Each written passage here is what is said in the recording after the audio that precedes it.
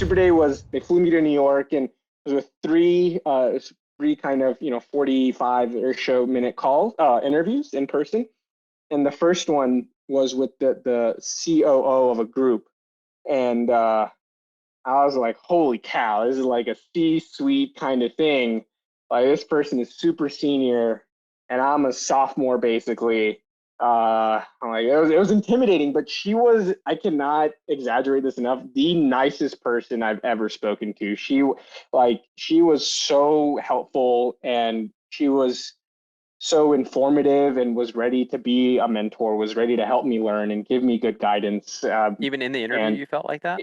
Yeah, even in the interview, it didn't feel like she was trying to grill me. It felt like she was trying to get to know who I was and what I'm passionate about.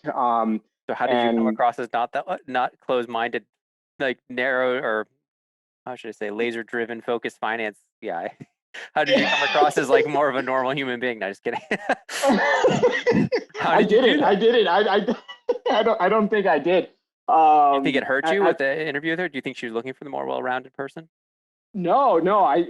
She's still a strong mentor to me today. Like, we're still in touch even after having left BAML. She was someone who I really leaned on and relied on through my internships and through my full-time career.